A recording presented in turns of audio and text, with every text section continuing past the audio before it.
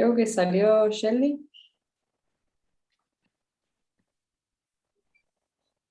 Se escapó.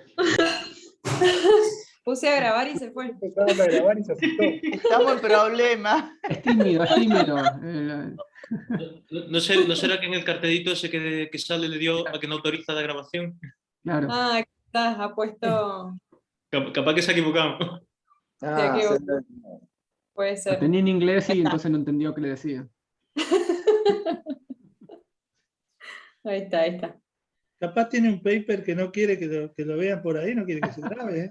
Guarda. No, Me escapé, me escapé. para salir Me de botón. Ese es el problema. Me de botón. Ahí está. Bueno, es un enorme placer presentar a Sheldy Hombrosi. Bueno, vamos a hacer una breve reseña de lo que pude averiguar, porque no, difícil encontrar currículums. Es de Carmen de Patagones, se fue a estudiar ingeniería, se decidió por ingeniería en vez de medicina, algún pajarito me contó, y en vez de ir a Buenos Aires fue a estudiar ingeniería a la Universidad Nacional del Sur. Por suerte para nosotros los matemáticos, continuó después con matemáticas, se recibió de licenciado en la Universidad del Sur en 1998, doctor de la UBA con la dirección de Segovia en 2002. Actualmente es profesor titular y jefe del Departamento de Matemáticas de la Universidad Nacional del Sur. Bueno, los temas en los que trabaja son teoría de pesos laterales en dimensiones superiores, problemas relacionados con la conjetura de Munkenhoff-Widen, operadores de Calderón-Sigmund multilineales, aplicaciones de la teoría de Calderón-Sigmund en el marco de ecuaciones de Schrödinger y las desigualdades mixtas, análisis armónico conmutativo y no conmutativo.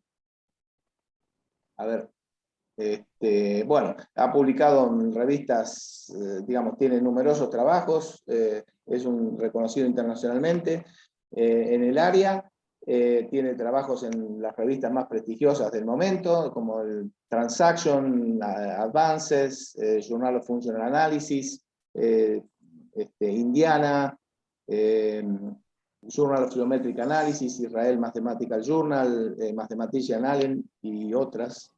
Realmente es admirable la producción que tiene y la calidad. Bueno, un gran cultor del fútbol, fue subcampeón en exactas de la UBA, en el equipo de exactas, bueno, y no recuerdo si era hincha de uno de los grandes, no sé si el 4 o el 5. River. Ah, River, no, entonces, no lo recordaba, me lo olvidaba. Bueno, ahora debe hinchar por Atlético de Tucumán. Bueno, los dejo, entonces les presento, nos va a hablar de dominación sparse, conmutadores y aplicaciones. Bueno, adelante, Shell. Bárbaro. Muchísimas gracias. ¿Se escucha bien? Sí, perfecto. Perfecto. Bueno, muchísimas gracias por la presentación, Carlos. Para mí es un honor que me presente Carlos. Antes estábamos recordando un encuentro que tuvimos en el IAM, en un congreso.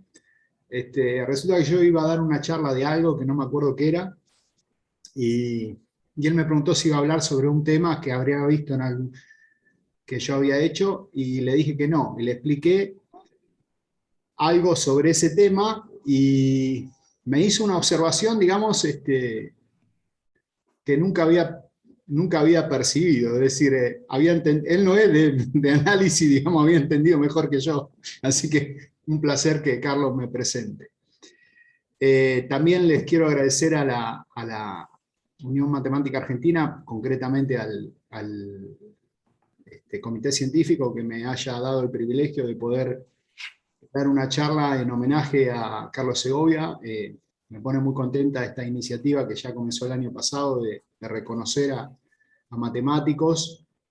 Ayer, por ejemplo, Sonia hizo un reconocimiento de Marianne Splasek y ella pudo estar presente. Bueno, lamentablemente en esta oportunidad Segovia hace ya unos cuantos años que nos dejó, pero bueno, me parece interesante que la UMA haga este reconocimiento y en particular para mí es un privilegio y un honor que seguramente no merezco.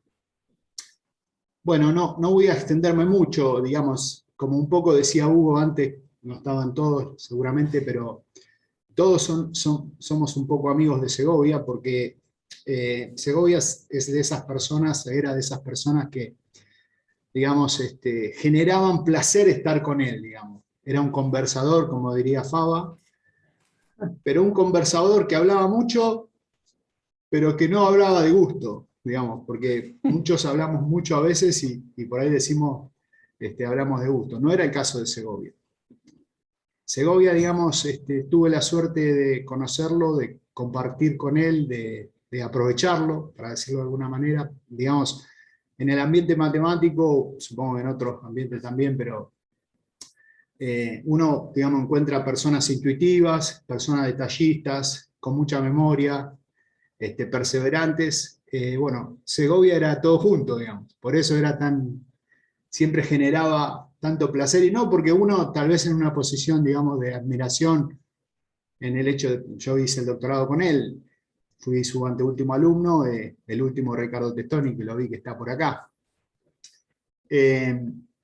Sino que, no sé, venían matemáticos del nivel que se les ocurra, venía Caffarelli o Koenig, para decirle un ejemplo, al IAM, a visitar una semana o lo que sea, Chanilo, Wider, qué sé yo, el que quieran, y lo primero que querían hacer era ir a la oficina a charlar con Segovia. Es decir, digamos, y bueno, y cualquiera que conoce esa situación, no sé si hay alguien del IAM acá o de Exactas de la UBA, digamos, lo vi a Dani ahí, cualquiera sabe que eso era así, digamos. Hay gente que genera tiene una aura especial para atraer porque él podía hablar de cualquier tema, era muy culto, era extremadamente memorioso, se acordaba de los detalles, digamos, yo recuerdo haber cuestiones, digamos, de la vida, más allá de la matemática, digamos, que me encontraba después de 5 años, después de una hemiplegia, medio cuerpo paralizado, lo que sea, y el tipo me decía, ¿se acuerda de tal cosa? Bueno, y realmente en ese sentido me siento un privilegiado, digamos. Obviamente que he tenido cierta intersección mínima con la matemática de Segovia, porque no me siento capacitado como para decir que puedo hablar de la matemática de Segovia. Aquí hay amigos, algunos que vi que podrían hacerlo mejor que yo. Sí, me gustaría mencionar que digamos, para los más jóvenes que puedan no saberlo, en el 2005 se hizo un congreso homenaje en el IAM, en honor a Segovia, y se recopilaron varios trabajos de grandes matemáticos, muchos que estuvieron presentes y otros que no, en honor a Segovia, y es un libro que se llama Reason Developing Real and Harmonic Analysis, está editado en algún lado, pero bueno, pongan en honor a Segovia y lo van a encontrar. Y ahí, digamos, hay un artículo, un primer artículo, escrito por José Luis Torrea, de la Universidad Autónoma de Madrid, y Roberto Macías, que fueron dos coautores extremadamente prolíficos con él, digamos, que hacen una descripción de la matemática de Segovia desde sus comienzos hasta el final, digamos, excelente. Digamos. Así que me parece que si alguien quisiera pasar por la historia matemática de Segovia, puede leer ese artículo y va a tener mucho por aprender y por descubrir. Bueno, eso era un punto de Segovia también, que digamos, me parece muy destacable. Era una persona que se entregaba completo a todo. No sé, Fava, recuerdo en una semblanza de Fava que lamentablemente cuando falleció, la semblanza de Fava decía, y es así seguramente, que Segovia participó en 40 cargos de gestión, más de 40 cargos de gestión, entre la UMA, Exactas, el IAM, el CONICET, etc. Y eso no lo privó de continuar desarrollando una matemática de alto nivel. Y eso es muy difícil, también es muy difícil. Así que Segovia íntegramente para mí me marcó en muchísimos aspectos. Por ejemplo, en lo de los detalles, me legué muchos retos, seguramente con muy buena causa, pero realmente creo que gracias a Segovia fui o soy un matemático un poquito mejor. Así que bueno, ojalá que la charla esté a la altura y digamos, bueno, acá tengo una foto, antes de empezar con la matemática concretamente, tengo una foto y digamos, es un poco, digamos esto, lamentablemente la situación, es decir, por lo menos si viera las caras para que ahora me vayan a reprochar las próximas fotos que voy a mostrar, pero bueno, le quiero agradecer a Pola Eleonor Harboure, coautora de muchos trabajos también con Carlos y amiga, digamos, con la gente de Santa Fe. Tiene, bueno, ahí lo vi a Hugo, a Nora, el instituto, el IMAL, digamos, tiene el seminario de los más clásicos de la Argentina, que tiene el nombre de Carlos Segovia, no es casual. Y bueno, le agradezco a Pola y a Agnes Benedek que me pasaron algunas de las fotos que voy a compartir. Agnes Benedek y Rafael Panzones, profesores míos cuando estaba estudiando la licenciatura, hoy jubilados, fueron los primeros coautores de Segovia. Segovia tiene trabajos previo a empezar su doctorado, que lo hizo con Calderón y trabajó en la función cuadrada. Bueno, para poner un poco de humor, digamos, voy a mostrar un par de fotos y después vamos a empezar con la matemática. Ustedes me escuchan bien, ¿no? Porque yo estoy hablando acá y no sé si le estoy hablando a alguno. Perfecto, bueno. Bueno, ahí está un poco escondido Roberto Macías y Torrea, que mencionaba, que me parece su artículo sobre la matemática de Segovia realmente muy interesante para aprender de la historia matemática de Segovia. Está con Pola. Aquí un congreso que me pasaron, digamos, creo que es en Miraflores, en España, era uno de los Escoriales.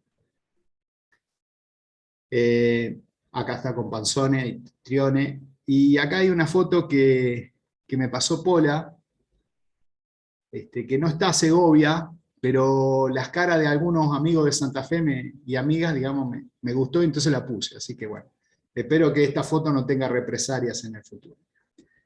Sacando eso, digamos, me parece que sin más, para respetar lo que...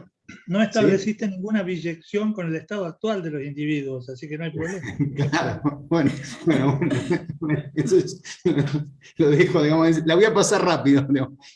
Bueno, para respetar lo que Laura me dijo, que respetemos el horario, voy a continuar con la charla en sí, el título, Dominaciones par, computadores y aplicaciones. La idea de la charla es separar en dos partes. La primera es una parte, enseguida quiero abordar el tema de los computadores con una breve introducción, y voy a hablar un poco de SPAR, pero voy a pasarlo rápido, de largo, porque la segunda parte sí voy a hablar más de dominación SPAR. Vamos a ver cómo van los tiempos, si no, bueno, ya con la primera parte que voy a poder hablar de algún trabajo de Segovia, me quedo tranquilo. Y si hay tiempo, vamos a la segunda parte, que es hablar de la dominación SPAR como un concepto bastante más general que aplicarlo a integrales singulares o operadores de Calderón. Bueno, muy bien. Entonces, sin más, sé que aquí hay, en la audiencia hay gente que no es analista. Los analistas les pido disculpas, y a los que no son analistas también, porque al final uno no hace ni una cosa ni otra. Pero bueno, voy a sacudir algunos objetos que son necesarios y que uno los valora, los entiende si los trabaja, si no, no. Así que, pero bueno, así es, esto es una cosa acotada y que no, tenemos que proceder de esta manera. Y bueno, la transformada de Hilbert creo que es un operador clásico y bien conocido, y digamos, es el primer ejemplo de lo que se llama la teoría de Calderón-Sigmund, o las integrales singulares con cierta regularidad. bueno, va a aparecer H en varios lados, y entonces esta es la definición, el límite hay que ver en qué sentido lo tenemos, pero está dentro de un contexto de un grupo de operadores que lo llamamos los operadores de Calderón-Simon, que no importa, el que no conoce, no se confunda con estas fórmulas, son operadores integrales que tienen una homogeneidad que lo razonable es que estén acotados de LP en LP, que sean de tipo débil 1-1, si tienen cierta regularidad. Bueno, toda esa teoría empezó con Calderón y Sigmund, y bueno, hasta el día de hoy hay un montón de problemas a plantear y desarrollar que en diferentes contextos bueno, que son de interés, al menos en el análisis armónico. Bueno, muy bien, entonces, no importa, cuando diga Calderón-Simon, un operador de Calderón-Simon va a ser esto que está acá. Si tengo que hablar de más detalles de cuánta regularidad, qué condición de tamaño, lo haremos. Pero en realidad, como no entraremos en muchas pruebas, no es necesario hacer mucho más hincapié en eso. Bueno, y sí es interesante ahora para la primera parte entender qué significa el conmutador de un operador de Calderón-Simon, pero podría ser de cualquier otro operador. Conmutar un operador es, digamos, agarrar un símbolo, que es la función B, esa que está ahí, y bueno, considerar B T de F menos T de B de F. Por ejemplo, si la función B es constante, vale constante y el operador es homogéneo, lineal, digamos, sale el B afuera y eso se anula. Es un operador nulo. En general, el punto es si para que ese operador, si el T es bueno, está acotado, qué sé yo, para que el conmutador también esté acotado, qué condiciones o qué tiene que pasar con la B, o cuán general puede ser la familia de la B. Bueno, y la iteración es simplemente eso, tomar el conmutador de conmutador, que también va a aparecer porque va a estar asociado a un trabajo de Segovia y coautores, García Cuerva, Torrea y Pola, que me gusta, digamos, y que viene al pelo para esta charla. Bueno, en general, cuando uno va a estudiar el conmutador, el símbolo en general, el símbolo de pie que está en BMO. Pero eso no es una cosa, no es una cosa restrictiva. Eso es una cuestión de, depende de lo que vaya a hacer. ¿Qué pasa? ¿Por qué el símbolo en BMO? BMO es un espacio, esa definición que está ahí. Son funciones que son, para el que nunca lo vio, son funciones que podrían no estar acotadas, pero tienen que ser como logaritmos. No más que eso. Es decir, no va a estar módulo de X en dimensión 1. Pero sí el logaritmo del módulo de X. Bueno. Son funciones que tienen la oscilación media, esto que está acá, acotada. Bueno, y eso, por ejemplo, ¿por qué tiene tanta relación con el conmutador? Porque hay un trabajo muy famoso de Koifman, Rosberg y Weiss que probaron que para que el conmutador de una integral singular, o por ejemplo la transformada de Hilbert que la mencioné, sea acotado, el símbolo tiene que estar en BMO, para que esté acotado LP en LP. Y es sí, solo sí eso, para la transformada de Hilbert. Es decir, así que BMO caracteriza cuando el conmutador de una integral singular es bueno, al menos de LP en LP. ¿Sí? Y por eso, pero se puede estudiar, el símbolo podría estar en BMO pesados, en Lipschitz, que cambia la homogeneidad, pero en Santa Fe hay mucha gente que estudia también, que el símbolo está en espacios Lipschitz, y hay un montón de variantes, digamos, de que el símbolo no necesariamente siempre está en BMO. Pero bueno, digamos, para empezar, digamos, a mencionar algo, esta definición de BMO nos viene bien. Bueno, y también van a aparecer acá los pesos, no se preocupen si no saben qué son los pesos AP, es una condición geométrica, una clase de pesos que tiene una constante asociada que es la que está ahí, no importa, unos promedios, no va a ser relevante para la charla saber cuál es la condición, simplemente una notación. La clase AP, cualquier medida no cumple eso. Bueno, un peso es una función no negativa que se le asocia a una medida que es integral sobre ella en cualquier conjunto medible y cumple esa condición. Digamos, eso se va a llamar AP y va a aparecer en notación más de una vez. Bueno, la charla iba más sobre dominaciones par. No los voy a dar toda esa lata de definición formal de una familia diádica. Pensemos lo siguiente. Supongamos que tenemos un cubo con un ejemplito, es mucho más fácil. Tenemos un cubo y digamos, a un cuadrado, y a los lados del cuadrado lo dividimos en dos, si quieren, y a eso otra vez, y así sucesivamente, y tenemos, digamos, la clásica familia diádica. Y entonces todos los cubos diádicos que están en esa familia, los 4 hijos, los 16 nietos, y qué sé yo, así, eso es una familia diádica, del cubo cubo. Lo vamos a anotar de cubo a eso. No sé si está por ahí, ya va a aparecer. Y entonces sobre esa familia diádica, ese concepto de familia diádica es mucho más general que eso que yo dije. Pero no importa, no viene al caso ahora porque no vamos a ser específicos sobre eso. Entonces, si entendemos ese concepto, es así, que los dos cubos, uno a lo sumo, o son disjuntos, o uno está metido en el otro, y entonces está una generación anterior, y nada más que eso. Bueno, ¿y qué pasa? Adentro de esa familia diádica, uno puede definir subfamilias de cubos que tienen una propiedad muy buena, que es que podrían solaparse, por ejemplo, una familia sparse o previamente y de manera equivalente conocido como familias de Carlson. ¿Qué es eso? Es una subfamilia de esa familia diádica de cubos que tienen la propiedad que si yo agarro un cubo y le saco todos los que están en la familia y están metidos en él, me queda sustancia en el cubo. Es decir, no hay mucho metido. Puede haber una cantidad terrible de cubos, podrían haber infinitos, pero no le sacan mucha medida, le sacan a lo sumo 1 menos z, digamos. Bueno, eso significa, es decir, por ejemplo, para darle un ejemplo concreto, el cubito celeste, un hijo es el verde. Tomemos como familia SPAR el cubito celeste, el cuadrado celeste, el cuadrado verde, el hijo del extremo izquierdo inferior del verde, y así sucesivamente. Y eso es una familia SPAR. Tengo infinitos, se solapan todo, pero fijo uno, todo lo que está metido adentro no le saca nada, le saca un cuarto. Ahí eso es una familia SPAR muy buena.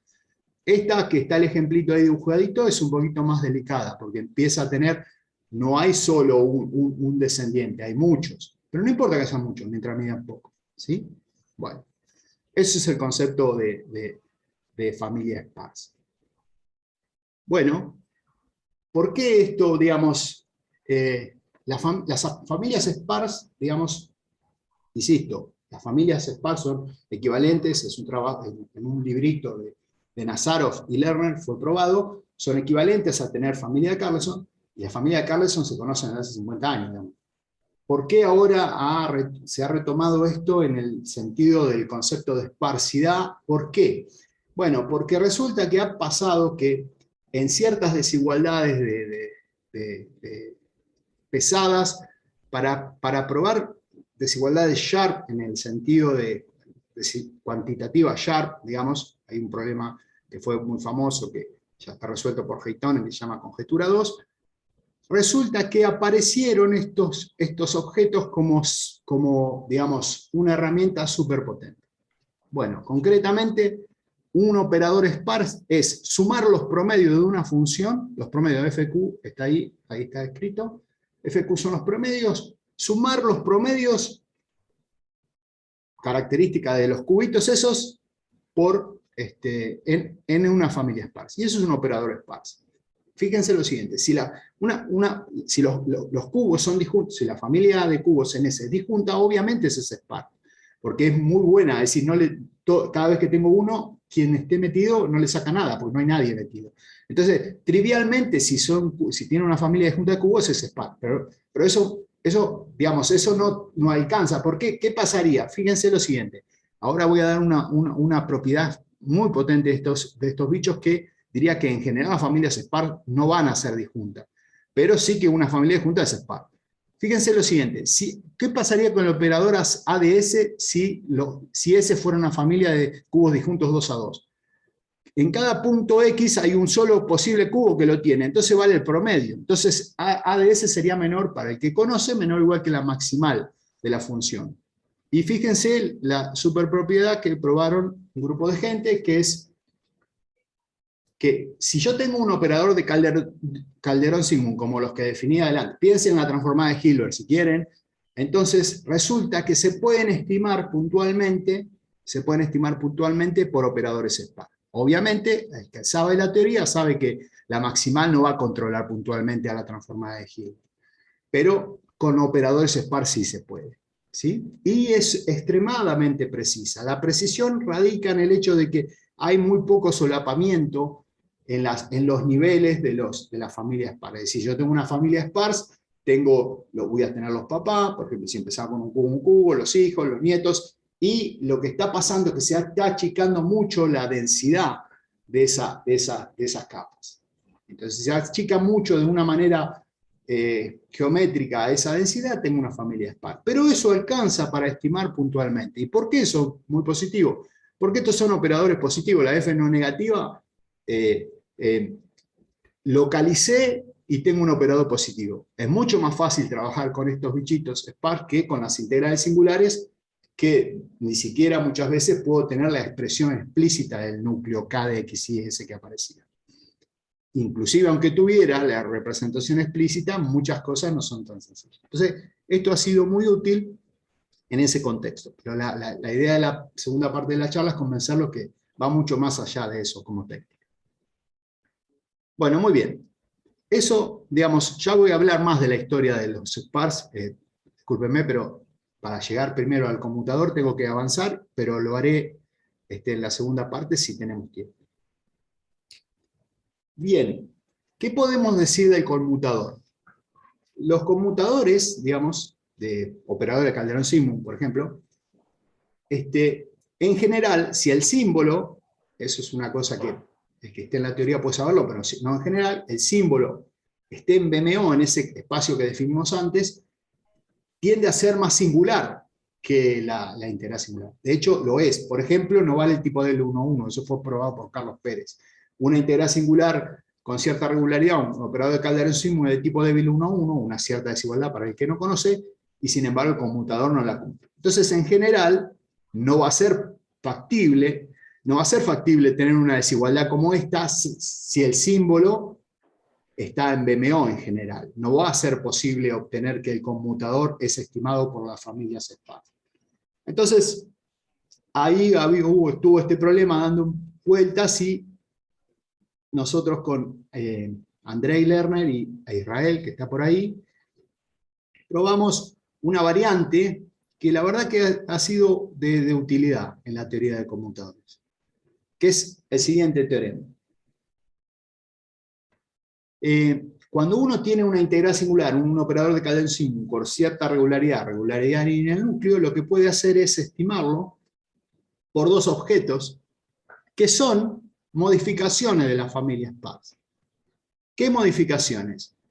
Bueno, por un lado va a estar, fíjense el operador, ¿ustedes ven la manito mía o no? No, ¿no? Creo que... Sí se ve, sí se Sí ve. se ve. Ah, ¿se ve? Bueno, entonces, por ejemplo, miren el primero acá. El primero es la suma de los promedios, característica de los cubos de la familia SPAR, pero tiene una perturbación que es B de X menos BQ. El BQ era el promedio de B en el cubo Q. Bueno, ese operador, si el símbolo está en BMO, porque este teorema, digamos, vale sin ningún tipo de condición en el B. Localmente integrable va a estar definido BQ, pero no necesitamos que esté en BMO de un peso, no. Cualquier función localmente integrable va a cumplir eso.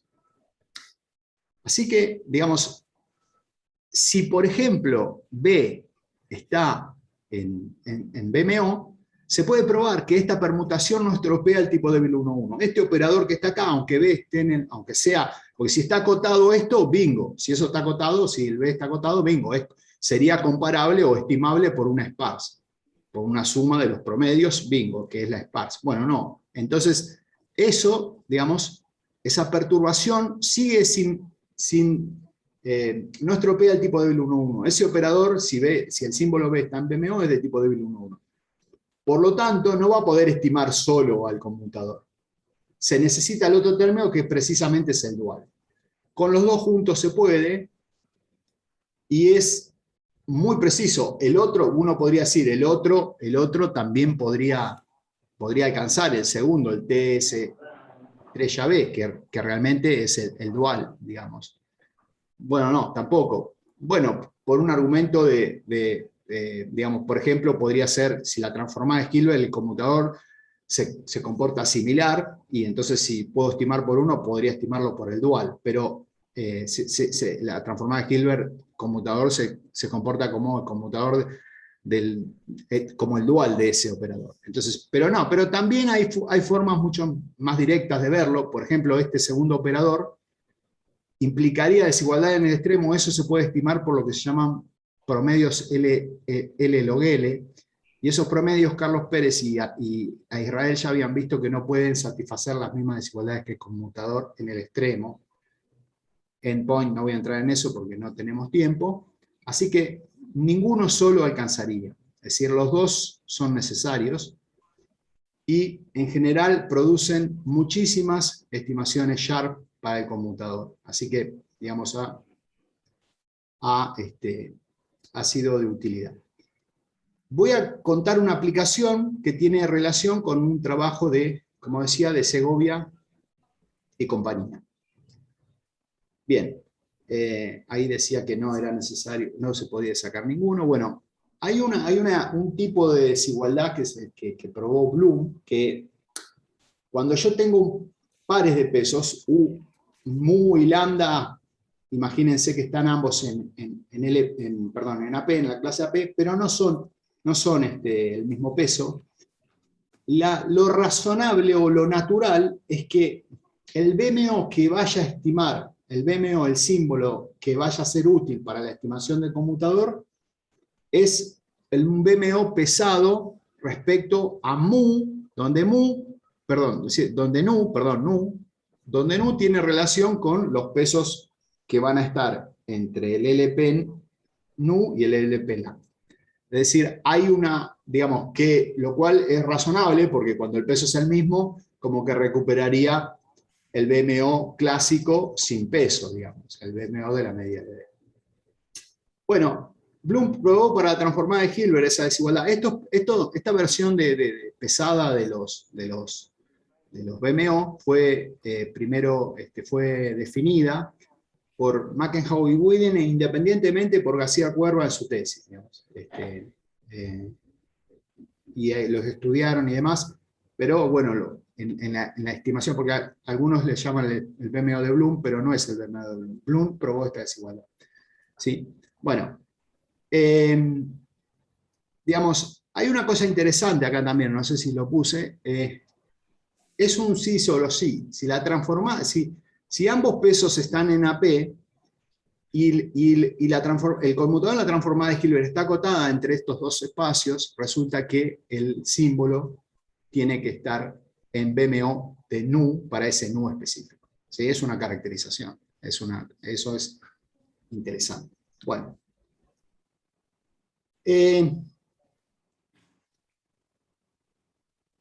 Acá viene el trabajo que les quería mencionar de Segovia, García Cuerva, Pola y José Luis Correa. Ellos obtuvieron una generalización de ese resultado para operadores fuertemente singulares que son bastante más difíciles de manejar que los Calderón-Simon, porque no tienen la regularidad que las condiciones tipo Dini o algunas tienen. Entonces uno tiene que descomponer en más cosas. Inclusive hay problemas abiertos aún que para los Calderón-Simon se conocen, y para las integrales fuertemente singulares no se conocen. Y la técnica de ellos sirve para estimar también operadores de Calderón-Simon, ¿sí? Pero, digamos, posiblemente sin conocer el trabajo de Segovia, García Cuerva, Harbour y Torrea, Michael Lacey, Brett Wick y Irina Holm en 2015 probaron la desigualdad de Bloom para los operadores de Calderón-Simon, con una técnica obviamente usando IAD Shift, digamos, técnica muy moderna, y lo probaron, ¿sí? Está perfecto, una nueva prueba. Pero, digamos, de alguna manera, si uno ve el trabajo de Segovia y compañía, para mí ya podría reducirse de ahí. Bien. Más sobre ese trabajo, digamos, bueno, nosotros usando la dominación sparse probamos lo que se llama la desigualdad cuantitativa y de hecho Sharp del teorema para los Calderón-Summa, digamos, en general para los Calderón-Summa. Es decir, en realidad es difícil obtener la mejor constante acá respecto a los dos pesos, o tiene cierta dificultad con esas técnicas. Por ejemplo, la técnica de Segovia y compañía fue, digamos, pasar el problema a un operador maximal, conmutar un operador maximal, que eso es un operador positivo, y usar extrapolación de en el extremo, un teorema muy lindo que tienen Segovia, Macías y Pole, digamos. Bueno, en ese sentido uno pierde mucha info en función de las constantes. Bueno, con la dominación sparse se puede obtener la desigualdad Sharp. Bueno, déjenme mencionar que en el caso de que los dos pesos son pesos AP, ahora no la media leve, dos pesos AP, la desigualdad Sharp está con la constante adecuada, que se va a producir un cuadrado acá, va a ser el mismo y es lambda, así que aparece un cuadrado. Fue probada por Carlos Pérez, Chan y Cristina Pereira, ¿sí? Nosotros lo probamos para diferentes pesos, pero con un solo peso ya estaba aprobado en 2012 por esta gente. Bueno,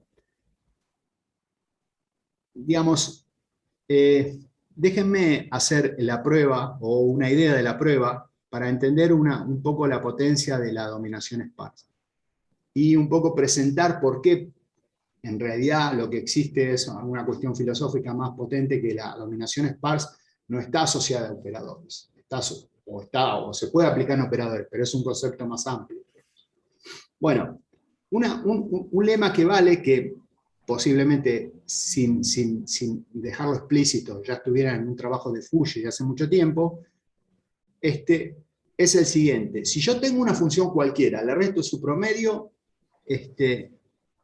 siempre la puedo estimar siempre fijo un cubo, miro en ese cubo qué pasa. Bueno, resulta que siempre existe una familia sparse dentro de ese cubo, como lo que explicamos antes, de manera tal que podemos sumar los promedios, la media de las oscilaciones de esa función ahí, por la característica del respectivo cubo R que estoy promediando. Es decir, esto es una localización interesante de la oscilación de una función cualquiera, no tiene una condición. Bueno, ¿por qué esto es interesante? A ver, un poco de análisis, digamos.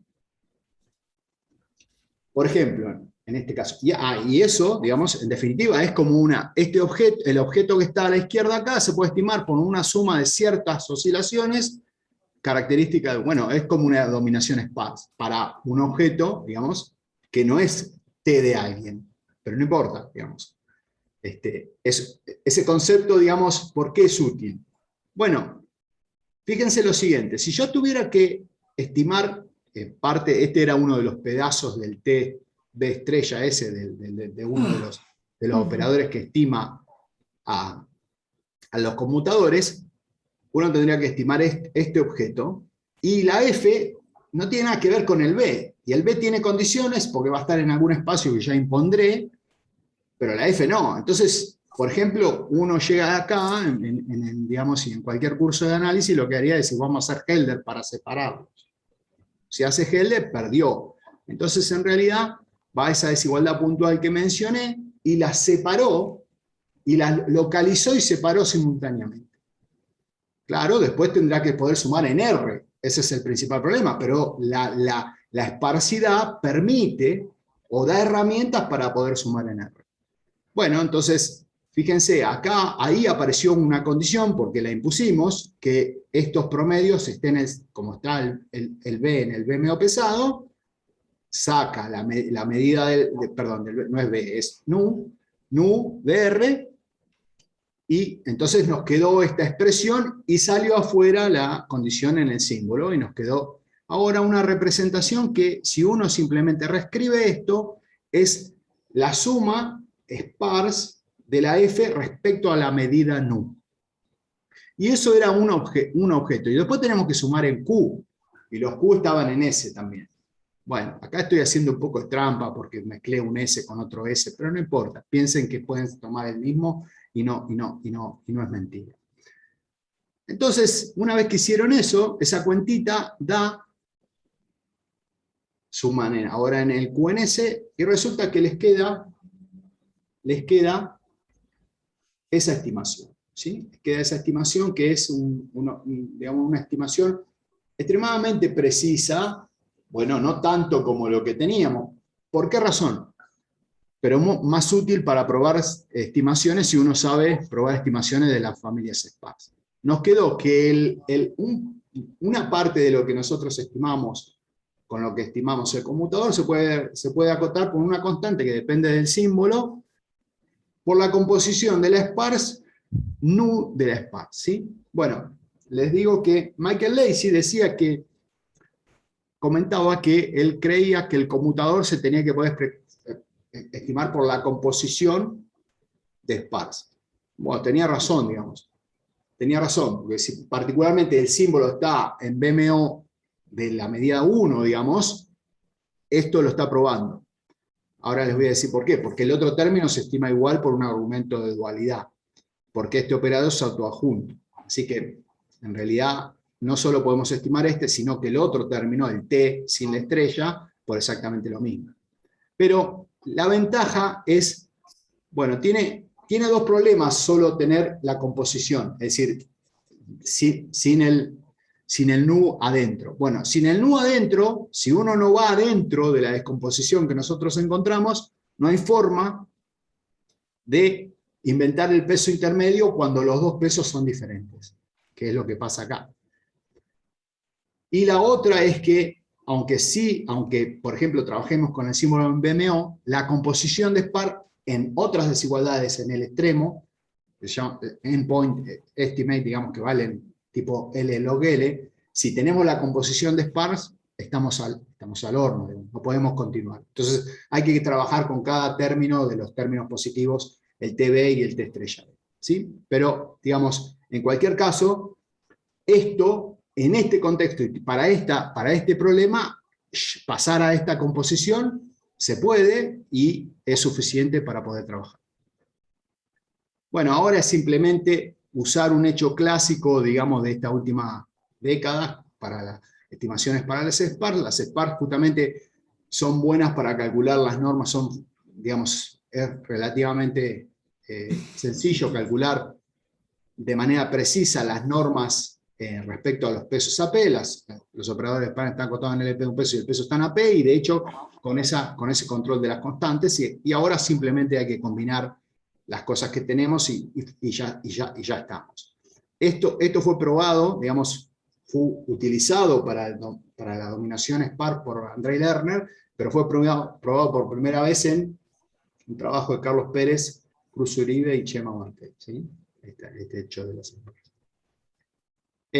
Muy bien, entonces con eso terminamos, digamos, porque uno puede seguir y saca lo que quiere, y como dije, la desigualdad que está en rojo también vale si yo tengo, en lugar de estrella, le saco la estrella. ¿TV? ¿Por qué? Porque el operador de la derecha son todos juntos. Entonces, si estimo uno, estimo el adjunto por lo mismo.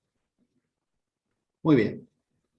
Bueno, eso nos da la prueba Sharp de ese resultado de Bloom para Calderón-Simon. Y, digamos, hay una variante para los iterados. Lo voy a decir rápido. Para esto, para los iterados, la variante es esta. Esto es Sharp. Para eso se necesita una variante de nuestra dominación SPARS, pero para los iterados que escribieron en un trabajo Gonzalo Ibáñez Fincon e Israel, ¿sí? Así que podemos aplicar eso, y bueno, hay que trabajar un poco más, pero sale esto. Y acá, fíjense lo que pasa, que volvemos al trabajo de Segovia y compañía. Esto, digamos, el BMO asociado a la iteración de conmutadores es el BMO de un peso que si solo calculo un conmutador, M es 1, pero si itero más veces, obtengo un peso diferente. Y ese peso diferente hace que la clase de símbolos sea diferente, y de hecho no hay relación. Cosa muy extraña cuando los pesos son distintos. Podría ser que la iteración del conmutador sea acotada y el conmutador no. Pasan cosas así. ¿Por qué? Porque en realidad casi hay una caracterización que ahora les voy a mostrar. ¿Por qué menciono esto? Bueno, por ejemplo, en 2015, no hace tanto, Holmes y Breckwick probaron que la desigualdad de arriba, sin la precisión de las constantes, pero asumiendo que el símbolo era mejor de lo que debería ser, porque en realidad los símbolos no necesitan estar en la intersección. La intersección es una clase más restrictiva de BMO nu a la 1 sobre m. Nosotros teníamos la ventaja de conocer el trabajo de Segovia y compañía, y justamente ellos calculan para Strongly también la estimación de los conmutadores iterados, y el símbolo, el espacio adecuado es el BMO de nu a la 1 sobre m. Ese es el adecuado. Entonces nosotros ya conocíamos que ese debería ser el adecuado, por lo menos para probar condiciones suficientes. Es más, ellos prueban que caracteriza siempre que toman el operador positivo de control, que es el conmutador de la maximal. Tiene la ventaja de que ese es un operador positivo. Pero eso nos motiva a nosotros al siguiente resultado. En realidad, muy general, en un contexto muy general, si tenemos un operador de Calderón-Simon que tenga cierta positividad, que tenga en algún lado, digamos, en realidad basta que sea no degenerado, eso fue porque Heitonen mejoró nuestro resultado, que voy a contar ahora acá. En realidad, si tiene un operador no degenerado, que eso significa que se comporta como 1 sobre el módulo de X en algún vector, pero es muy general, es muy general. Con eso, si tienen el tipo fuerte restringido, eso caracteriza que, es decir, menos, ¿sí? Porque tomo funciones que son las características de conjunto. Con eso ya alcanza para probar que el símbolo necesariamente tiene que estar en BMO de nu a la 1 sobre m. Es decir, la clase claramente de símbolo asociada para esas estimaciones con 2 pesos del conmutador iterado es esa, digamos, es esa, ¿sí? Porque se puede caracterizar. Para una gama muy amplia para casi todo operador. No, porque si es degenerado, si se anula el operador, obviamente que no me va a dar ninguna condición. Operador nulo no. Pero si no se anula, inclusive ahí ese detalle técnico que nosotros probamos en 2018, de suponer que hay cierta positividad en un pedacito, digamos, ni siquiera eso se necesita. Heitonen mejoró eso y ni siquiera eso. Así que realmente esa es la clase. Y esa clase, digamos, esa clase de símbolos para el conmutador iterado, en realidad, desde el 90, que Segovia y compañía la conocen, ¿sí? Así que bueno. Bueno, esa es, digamos, la primera parte del trabajo. La segunda parte del trabajo, a ver qué les puedo decir la segunda parte del trabajo en 3 minutos, digamos. La segunda parte del trabajo poco les puedo decir. Es decir, vamos a simplemente decir algo acá. Es decir, digamos, recientemente nosotros hemos visto con Andrei Lerner y Emil Lorist que no es necesario tener un operador localizable. El concepto de dominaciones par es un concepto mucho más amplio que abarca un abanico de objetos, que esos objetos pueden ser, como está acá, en el caso FQ, esto es un objeto FQ de X, no es el promedio, nada que ver, es T de F aplicado a una función que tenga soporte dentro de un cubo, y esa localización es lo que permite la dominación par que puse en rojo al principio. Bueno, hay un montón de trabajos y cosas que no puedo mencionar, digamos, que les hacía un poco una historia acá de cómo se fue dando esto, y así todos estos trabajos son muy injustos con un montón de otros trabajos, pero bueno, me parece que la parte de dominaciones par general quedará para otra charla, porque si no me voy a extender demasiado. Pero bueno, tiene aplicaciones eso hemos encontrado aplicaciones a desigualdad de Poincaré, a la función cuadrado en valores vectoriales, familias sumas diádicas. Bueno, hay un montón de aplicaciones que el concepto, los tent space, estos que se definen con maximales no tangenciales. La verdad que hay todo un mundo que la dominación sparse va bastante más allá que estimar operadores de Calderón-Simon y encontrar desigualdades con peso, ¿sí? Así que me parece que vamos a terminar por acá, para que Laura no se enoje, y les agradezco Tenemos mucho. unos minutos. Tenemos unos minutos, bueno, para las preguntas. Tenemos unos minutos para las preguntas. Muchas gracias. Bien.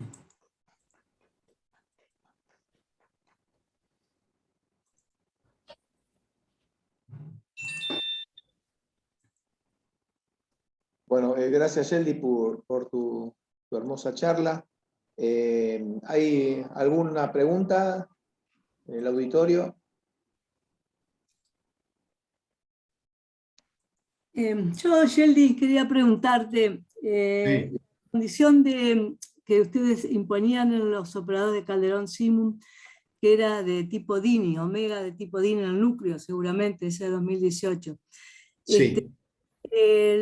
¿Esa es la mejor posible? O sea, la vuelta, la recíproca, o sea, no me acuerdo si ponían una condición más general, porque también tenían una vuelta, ¿no? O sea, que con respecto a que el B necesariamente tiene que estar en el BMO ni a la 1 sobre M, si el núcleo satisfacía una condición, digamos, me parece que... Esto que está acá, Sí, digamos, pero yo decía en la condición al revés, o sea, cuando decíamos que si el símbolo estaba en ese espacio, entonces el operador era acotado. Sí, teorema. Este teorema. Claro, Teorema, una no. condición Dini. Ajá. Con esta estimación Sí, sí. es con Dini, porque con Dini sabemos que porque este resultado con las constantes Sharp se obtienen a partir de la estimación sparse. En realidad Claro. se obtiene este resultado para los operadores que yo llamé T estrella B y TB, que son Exacto. la suma de sparse o suma de sparse de alguna cosa o digamos perturbaciones de eso.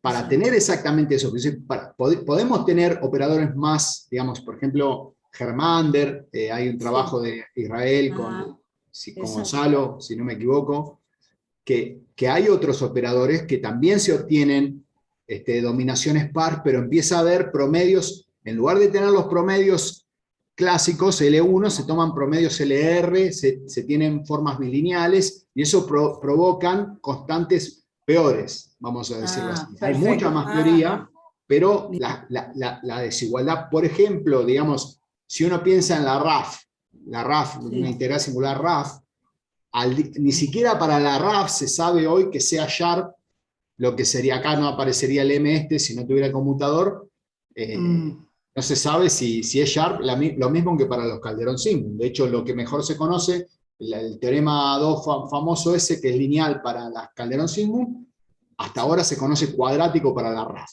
Con lo cual, ni siquiera eso, así que el conmutador aún peor, digamos. Es decir, no es, digamos, que obviamente que hay estimaciones y valen para una clase mucho más amplia de operadores, y hay estimaciones digamos, hay un montón de variantes de la dominación sparse para conmutadores de operadores peores, vamos a decirlo así. Lo que pasa es que empieza a... No sale tan lindo, digamos, no salen tan lindos y no se saben si son Sharp las estimaciones cuantitativas, ¿de acuerdo? Perfecto, claro, ajá, perfecto. O sea, en este caso sí. Pero en este sí, pero esto es miralo acá. Por la SPAR, por haber acotado por la suma de... Sí, por la SPAR de una forma muy particular. Claro. digamos, estos, si acá en lugar de promedio, si acá en lugar de tener el promedio L1 este que tenés acá, tenés Sí. promedio LR, Claro. en una forma bilineal, vamos a decirlo así, porque así hay que hacerlo, entonces eso te genera, porque después el RS no puede ser cualquiera, va a depender de las condiciones de las constantes del peso, y entonces ahí se Claro. va a hacer, tenés Claro. que optimizar, y en esa optimización nos queda exactamente lo que yo pongo en este teorema, porque este teorema es justo para Claro. las Calderón-Simon con nucleodini, digamos. Perfecto. Ajá. Sí. Bien, gracias, eso quería saber, o sea, si había algo más general y, claro, empeora las condiciones, por supuesto, y no se sabe que es justa. Claro.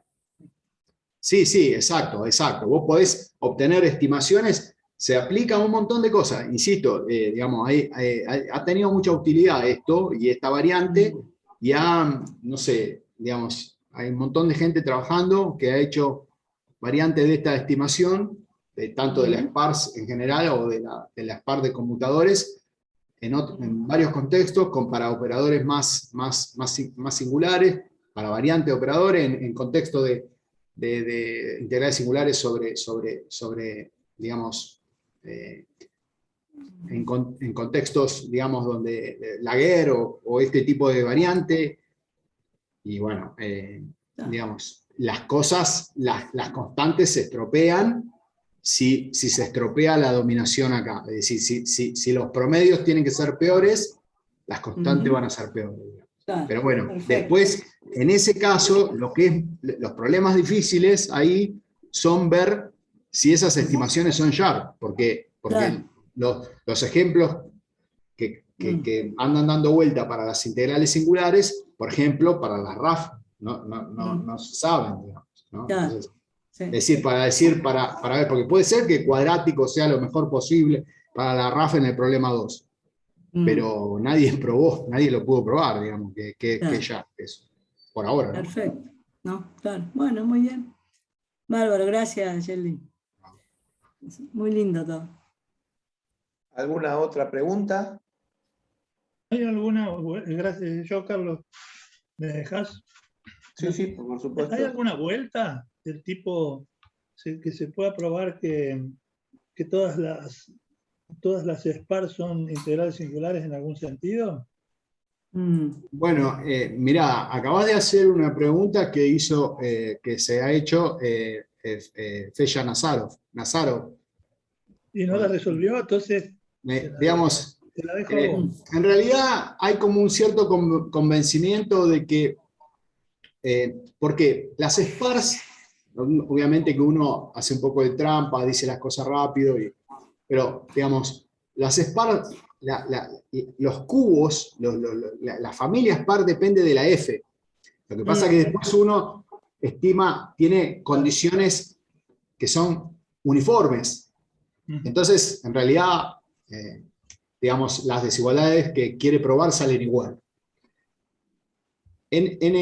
Mira, yo te digo una cosa que lo más cercano que te puedo decir positivo de lo que vos planteás. Y insisto, esta pregunta en un pizarrón en que Nazaro me la hizo. Digamos, es decir, y podemos volver, y bueno, no sé, entre él y Andrei se convencieron que no era posible. No sé si es posible o no.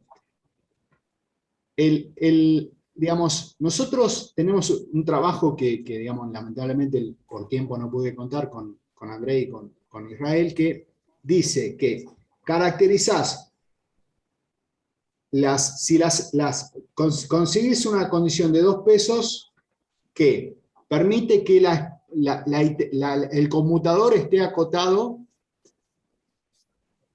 y eso implica que una condición de 2 pesos de manera tal que la SPAR está acotada. Es decir, podríamos decir que sería razonable esperar que de alguna manera la SPAR pueda estimarse por conmutadores, pero no son del mismo orden. Entonces, pero claro, por ahí tienen que ser conmutadores donde el símbolo, en lugar de estar en BMO, debería estar en L infinito. Y entonces jugar con una suma de funciones en L infinito, una combinación de diferentes integrales singulares que podrían estimar las SPARs. Es decir, digamos, es interesante esa pregunta, digamos. Lo que pasa es que también yo creo que la esparcidad tiene la potencia para ir. Digamos, la otra desigualdad estaría bien, pero lo que pasa es que después para las integrales singulares esas, decir cosas, es complejo. Entonces, esas estimaciones, pero sí como entendimiento de la teoría, ya te digo, lo preguntás vos y lo pregunta Nazaro, con lo cual sentido tiene, digamos. Pero bueno, digamos... La diferencia entre Nazarov y yo es que Nazarov tal vez la responda también. Sí, no sé, él la preguntaba y no sabía responderla. No, tampoco. Digamos, me parece que es una pregunta interesante. Ahora bien, hasta ahora lo que siempre uno puede decir, el concepto es, vos agarrás la transformada de giro y la estimás SPAR, es súper preciso. No estás perdiendo índice, estás suma como un logaritmo cuando se acerca, aunque la función sea acotada.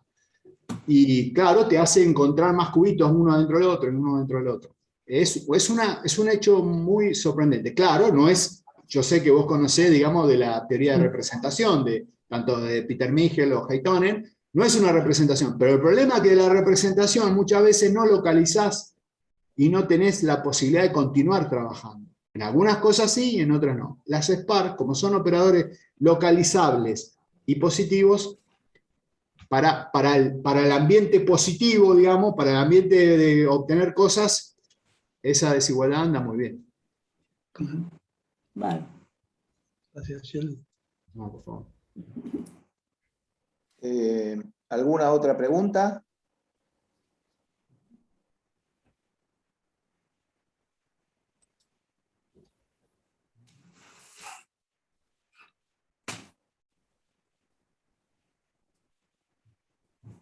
Bueno, ahí dice Israel, que es un experto en teoría matricial de estas cosas, que el problema que yo les dije que está resuelto por Heitonen de la conjetura 2, famosa conjetura 2, bueno, en la teoría matricial ni siquiera está resuelta, en el contexto matricial no está resuelto, que es lo más básico, digamos, por más regularidad que se le pida al núcleo en esas condiciones.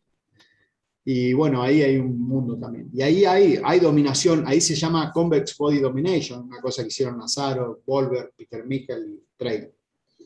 Y bueno, y ahí todo un mundo también. Así que hay mucho por hacer.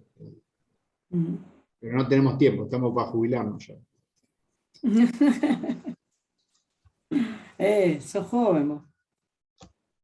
Sí, pero la pandemia nos avejentó. No. Bueno. Bueno, voy a frenar la grabación. ¿más preguntas? ¿Esto se estaba grabando lo que dijimos? Todo. Borrá todo. Borrá todo, Sigue por favor. grabándose. No.